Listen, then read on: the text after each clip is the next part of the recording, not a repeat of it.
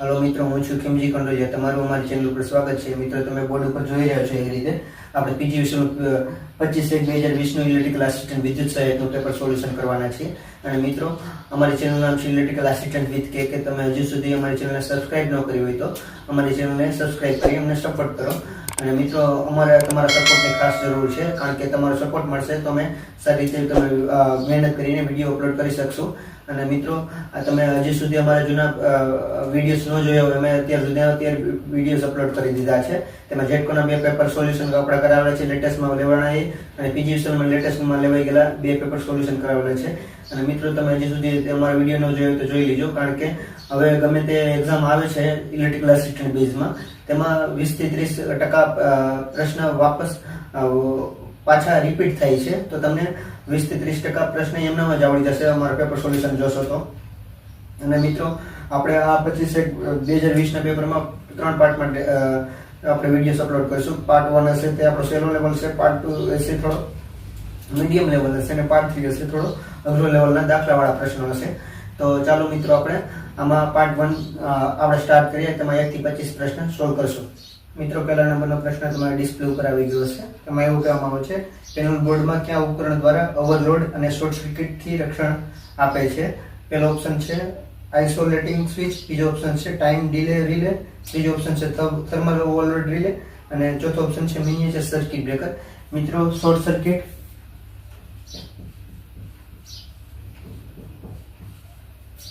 અને ઓવરલોડ સામે રક્ષણ આપે છે મિનિએચર સર્કિટ બ્રેકર।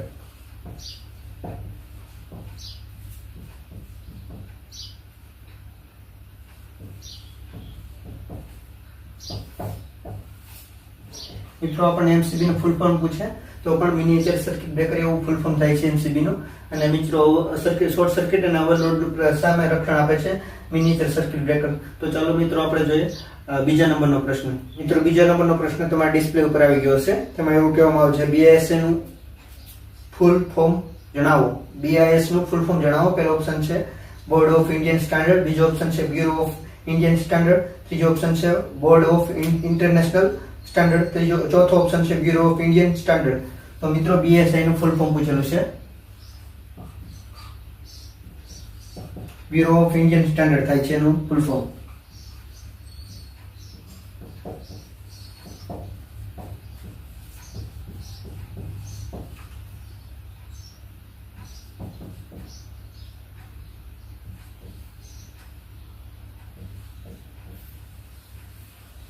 BIS નું ફૂલ ફોર્મ થાય છે, પૂરું નામ છે બ્યુરો ઓફ ઇન્ડિયન સ્ટાન્ડર્ડ। તો ચાલો મિત્રો, આપણે જોઈએ ત્રીજા નંબરનો પ્રશ્ન। મિત્રો, ત્રીજા નંબરનો પ્રશ્ન તમારા ડિસ્પ્લે ઉપર આવી ગયો છે। તેમાં એવું કહેવામાં આવે છે, URL નું પૂરું નામ જણાવો। પહેલો ઓપ્શન છે યુનિવર્સલ રિસોર્સ લોકેટર, બીજો ઓપ્શન છે યુનિવર્સલ રેડિયો લોકેટર, ત્રીજો ઓપ્શન છે યુનિફોર્મ રિસોર્સ લોકેટર, ચોથો ઓપ્શન છે યુનિફોર્મ રેડિયો લોકેટર। મિત્રો, URL નું ફૂલ ફોર્મ થાય છે યુનિફોર્મ રિસોર્સ લોકેટર।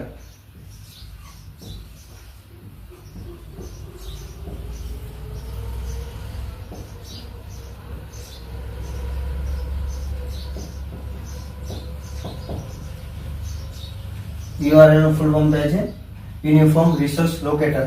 તો ચાલો મિત્રો, આપણે જોઈએ ચોથા નંબરનો પ્રશ્ન। મિત્રો, ચોથા નંબરનો પ્રશ્ન તમારી ડિસ્પ્લે ઉપર આવી ગયો હશે। તેમાં એવું કહેવામાં આવશે, WHO નું પૂરું નામ જણાવો। પહેલો ઓપ્શન છે વર્લ્ડ હેલ્થ ઓર્ગેનાઇઝેશન, બીજો ઓપ્શન છે વાઇલ્ડ હેલ્થ ઓર્ગેનાઇઝેશન, ત્રીજો ઓપ્શન છે વર્લ્ડ હ્યુમન ઓર્ગેનાઇઝેશન, અને ચોથો ઓપ્શન છે વર્લ્ડ હેલ્થ ઓર્ગેનાઇઝેશન। તો મિત્રો, WHO નું પૂરું નામ પૂછેલું છે, વર્લ્ડ હેલ્થ ઓર્ગેનાઇઝેશન થાય છે।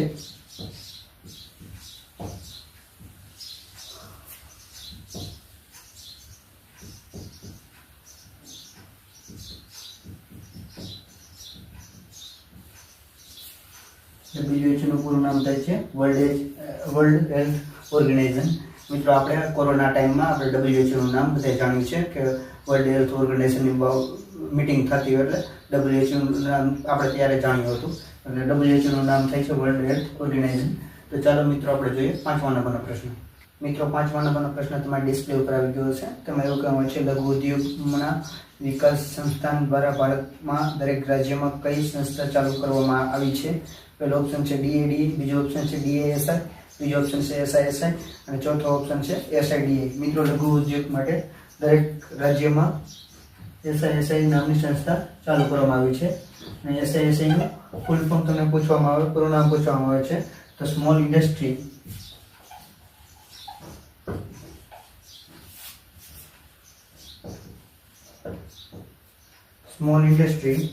Service institute.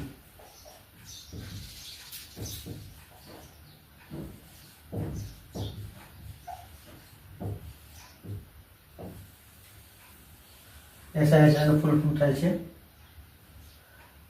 Small industry service institute. આપણે લઘુ ઉદ્યોગ માટે દરેક રાજ્યમાં SISI નામની સંસ્થા સ્થાપવામાં આવી છે અને આપણે SISI નું ફૂલ ફોર્મ પૂછવામાં આવે તો સ્મોલ ઇન્ડસ્ટ્રી સર્વિસ ઇન્સ્ટિટ્યૂટ થાય છે. ચાલો મિત્રો આપણે જોઈએ 6થા નંબરનો પ્રશ્ન. મિત્રો 6થા નંબરનો પ્રશ્ન તમારી ડિસ્પ્લે ઉપર આવી ગયો છે. તેમાં એવું કહે છે SWOT વિશ્લેષણ આધુનિક વ્યૂહાત્મક સંચાલન માટે ઉપયોગમાં લેવાતું એક પ્રચલિત માળખું છે જેમાં 4 પરિબળો ક્યાં છે. પહેલો ઓપ્શન છે સ્ટ્રેન્થ, વીકનેસ, ઓપોર્ચ્યુનિટી અને થ્રેટ. બીજો ઓપ્શન છે સ્ટ્રેન્થ, વીકનેસ, ઓબ્લિગેશન અને થ્રેટ. ત્રીજો ઓપ્શન છે સ્ટ્રેન્થ, વીકનેસ, ઓપોર્ચ્યુનિટી અને ટાઈમ. અને ચોથો ઓપ્શન છે strong plan, weak plan, opportunity અને થ્રેટ. તો મિત્રો આપણે SWOT વિશ્લેષણમાં, આધુનિક વિશ્લેષણમાં SWOT માં આવે છે સ્ટ્રેન્થ, વીકનેસ,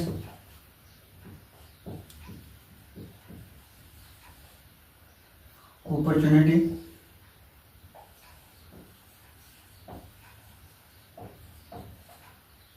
અને થ્રેટ.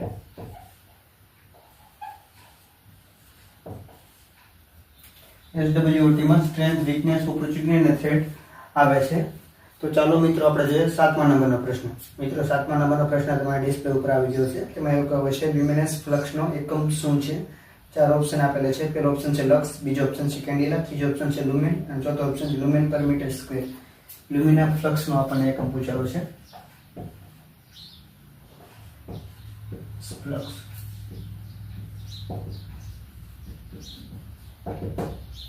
લ્યુમિનસ ફ્લક્સનો એકમ થાય છે લુમેન. અને મિત્રો ઓપ્શનમાં આપેલા છે આપણને કેન્ડિલા આપેલા છે અને લ્યુમેન આપેલા છે, લક્સ આપેલા છે. તો મિત્રો ઇલ્યુમિનેશન થાય, સનનો એકમ થાય છે લક્સ. અને એવી રીતે આપણને કેન્ડિલા આપેલો છે. તો કેન્ડિલા શેનો એકમ થાય છે? લ્યુમિનેસ ઇન્ટેન્સિટીનો એકમ થાય છે.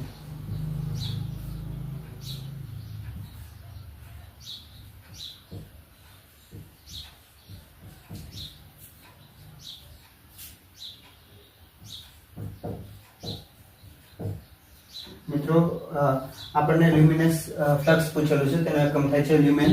અને આપણને ઓપ્શનમાં આપેલા છે લક્સ અને કેન્ડિલા. તો આપણે લક્સ અને કેન્ડિલા શેના એકમ છે એ તમે જાણ્યું. લ્યુમિનસના એકમ થાય છે લક્સ અને લ્યુમિનસ ઇન્ટેન્સિટીના એકમ થાય છે કેન્ડિલા. તો આપણે તે ઓપ્શન પરથી પણ આપણે જાણ્યું. ચાલો મિત્રો આપણે જોઈએ 8મા નંબરનો પ્રશ્ન. મિત્રો 8મા નંબરનો પ્રશ્ન તમારા ડિસ્પ્લે ઉપર આવી ગયો છે. તેમાં એવું કહેવામાં છે આકૃતિ ખાલી જગ્યા છે. પહેલો ઓપ્શન છે ટી જોઈન્ટ, બીજો ઓપ્શન છે સ્ટ્રેટ જોઈન્ટ, ત્રીજો ઓપ્શન છે વેસ્ટર્ન યુનિયન જોઈન્ટ અને ચોથો ઓપ્શન છે બ્રિટાનિયા સ્ટેન્ટ જોઈન્ટ. મિત્રો આપણને આકૃતિ આપેલી છે તે સ્ટેન્ટ જોઈન્ટ છે.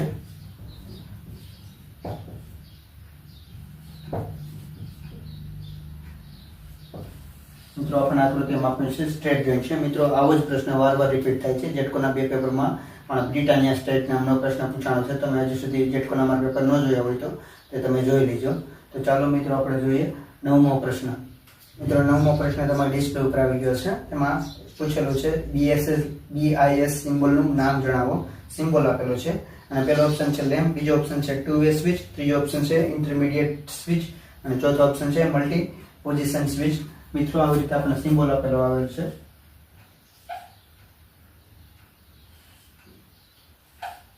આને કહેવામાં આવે છે ઇન્ટરમીડિયેટ સ્વિચ.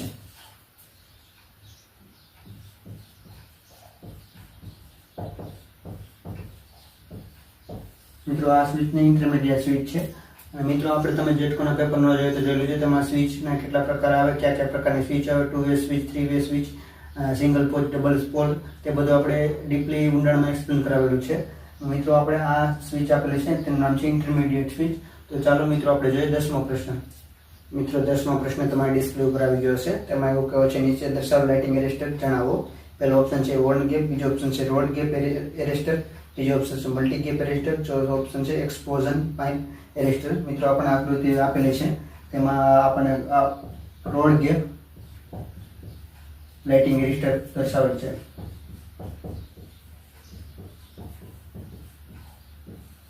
આપેલું છે મિત્રો રોડ ગેપ લાઇટિંગ એરેસ્ટર આપેલું છે. ચાલો મિત્રો આપણે જોઈએ 11મો પ્રશ્ન. મિત્રો 11મો પ્રશ્ન તમારી ડિસ્પ્લે ઉપર આવી ગયો છે. તેમાં એવું કહ્યું છે નીચેના દર્શાવેલ ઇન્સ્યુલેટર કયા પ્રકારનું છે. પહેલો ઓપ્શન છે suspension type insulator, saddle type insulator, ત્રીજો ઓપ્શન છે રિંગ ટાઈપ ઇન્સ્યુલેટર, ચોથો ઓપ્શન HT અને LT ટાઈપ ઇન્સ્યુલેટર. મિત્રો આપણને આપેલું છે તે HT અને LT ટાઈપ ઇન્સ્યુલેટર છે.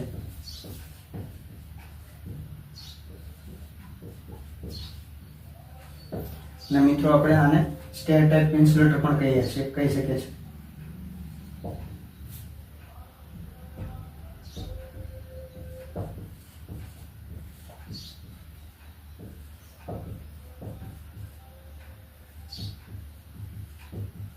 અને HT અને LT ટાઈપ ઇન્સ્યુલેટર કહેવાય અને સ્ટેર ટાઈપ પણ ઇન્સ્યુલેટર આપણે કહેવાય છે. તો ચાલો મિત્રો આપણે જોઈએ 12મો પ્રશ્ન. મિત્રો 12મો પ્રશ્ન તમારી ડિસ્પ્લે ઉપર આવી ગયો છે. તેમાં એવું કહે છે નીચે દર્શાવેલ લાઇટિંગ આકૃતિમાં કયા પ્રકારનું ટ્રાન્સફોર્મર છે. પહેલો ઓપ્શન છે ઓટો ટ્રાન્સફોર્મર, બીજો ઓપ્શન છે પોલ માઉન્ટેડ ટ્રાન્સફોર્મર, ત્રીજો ઓપ્શન છે કરંટ ટ્રાન્સફોર્મર, ચોથો ઓપ્શન છે સિંગલ ફેઝ ટ્રાન્સફોર્મર. મિત્રો આપણે આકૃતિ દર્શાવેલો છે તે પોલ માઉન્ટેડ ટ્રાન્સફોર્મર છે.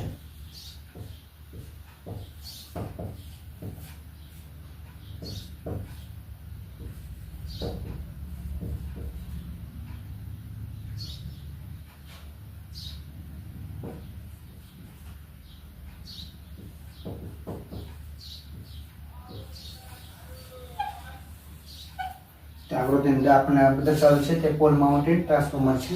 તો ચાલો મિત્રો આપણે જોઈએ 13મો પ્રશ્ન. મિત્રો 13મો પ્રશ્ન તમારી ડિસ્પ્લે ઉપર આવી ગયો છે. તેમાં એવું કહેવામાં આવે છે નીચે દર્શાવેલ આકૃતિમાં માઇક્રોમીટરનું રીડિંગ શું છે.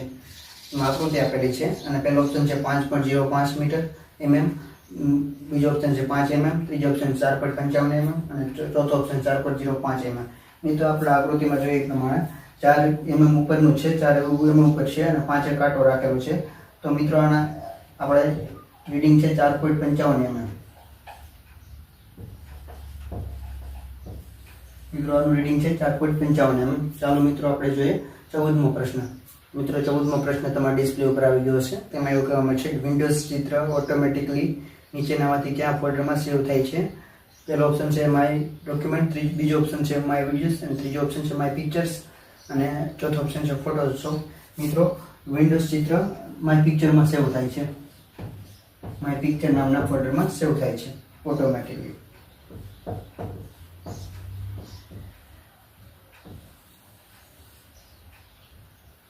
મિત્રો વિન્ડોઝનું ચિત્ર ઓટોમેટિકલી માય પિક્ચર નામના ફોલ્ડરમાં સેવ થાય છે.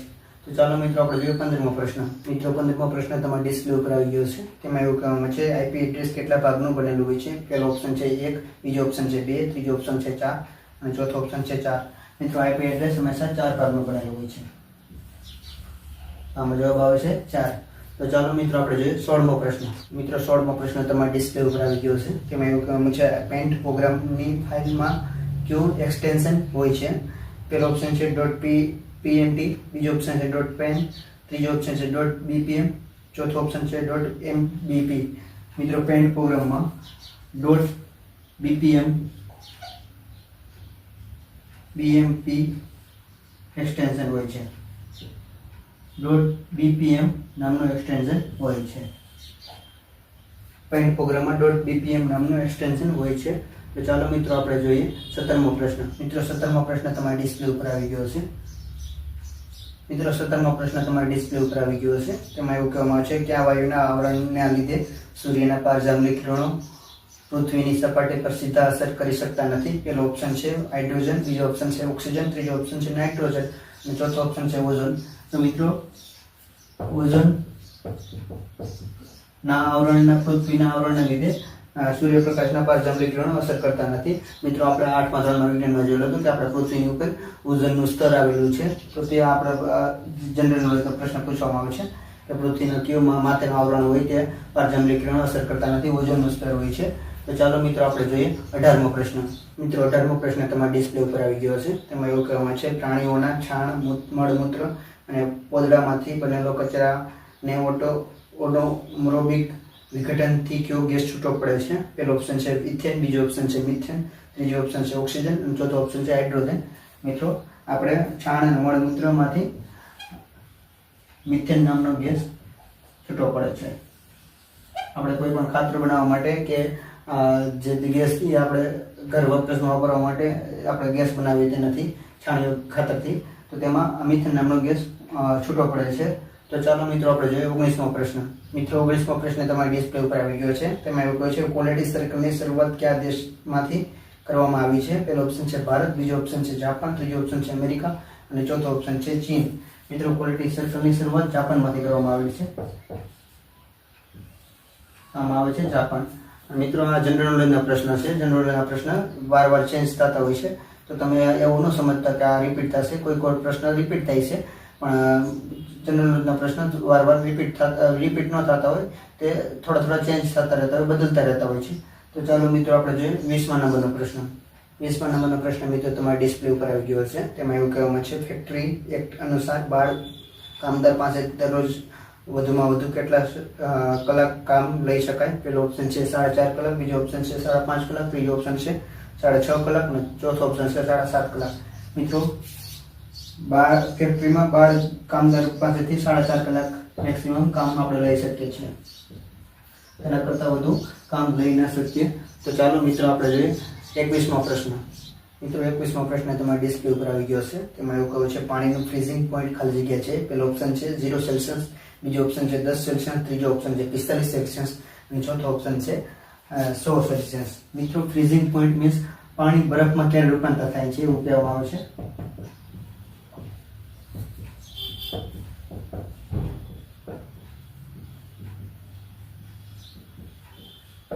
મિત્રો પાણી બરફમાં જ્યારે પાણી 0 સેલ્સિયસ થઈ જાય ત્યારે બરફમાં રૂપાંતર થાય છે. 0 સેલ્સિયસ થાય ત્યારે બરફમાં રૂપાંતર થાય છે. તો ચાલો મિત્રો આપણે જોઈએ 22મો પ્રશ્ન. મિત્રો 22મો પ્રશ્ન તમારા ડિસ્પ્લે ઉપર આવી ગયો છે. તેમાં એવું કહેવામાં આવે છે નીચેના પૈકી કઈ પ્રકૃતિનું ઘર્ષણ પર આધારિત નથી?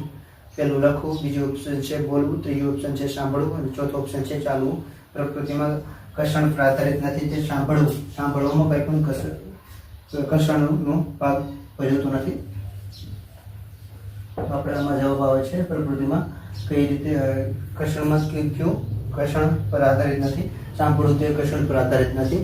તો ચાલો મિત્રો આપણે જોઈએ 23મો પ્રશ્ન. મિત્રો 23મો પ્રશ્ન તમારા ડિસ્પ્લે ઉપર આવી ગયો છે. તેમાં એવું કહેવામાં આવે છે ખાલી જગ્યા ડેસિમલથી વધુ અવાજ માણસના તણાવ પેદા કરે છે. પહેલો ઓપ્શન છે 20, બીજો ઓપ્શન છે 40, ત્રીજો ઓપ્શન છે 80, ચોથો ઓપ્શન છે 60. મિત્રો આ જ પ્રશ્ન જેટકોમાં 2023 અને 24માં પેપરમાં રિપીટ થઈ ગયેલો છે, ત્યાં પાછો રિપીટ થયો છે. મિત્રો 80 ડેસિમલ નો અવાજ માણસને 80 ડેસિબલનો થી વધુ અવાજ માણસને નુકસાનકારક તણાવ પેદા કરે છે. તો ચાલો મિત્રો આપણે જોઈએ 24મો પ્રશ્ન. મિત્રો 24મો પ્રશ્ન તમારા ડિસ્પ્લે ઉપર આવી ગયો છે. તેમાં એવું કહેવામાં આવે છે વ્યક્તિને ગરમીથી લૂ લાગે કે ડિહાઇડ્રેશન થાય ત્યારે ખાલી જગ્યા. પહેલો ઓપ્શન છે દર્દીને શારીરિક વ્યાયામ કરાવવો, બીજો ઓપ્શન છે દર્દીને ચા પીવડાવવી, ત્રીજો ઓપ્શન છે દર્દીને ORS નું પાણી પીવડાવવું, ચોથો ઓપ્શન છે દર્દીને કૃત્રિમ શ્વાસોશ્વાસની રીતથી સારવાર આપવી. મિત્રો વ્યક્તિને લૂ લાગે ત્યારે દર્દીને ORS પીવડાવવું જોઈએ.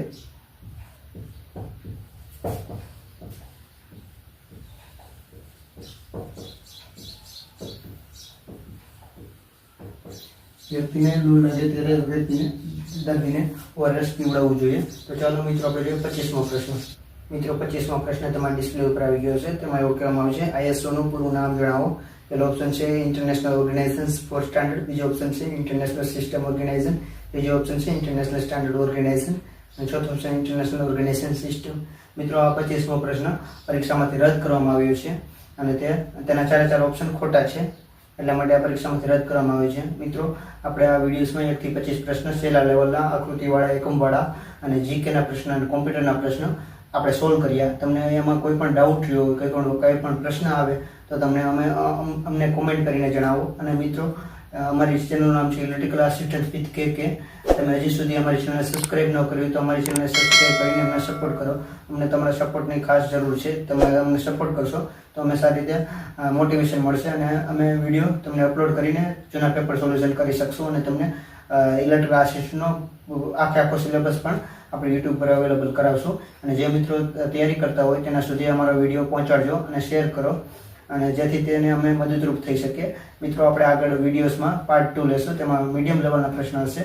તેમાં 25 થી 50 પ્રશ્ન સોલ્વ કરશું. તો ચાલો મિત્રો, આપણે મળીએ પાર્ટ 2માં, જેમાં 25 થી 50 પ્રશ્ન સોલ્વ કરાવશું.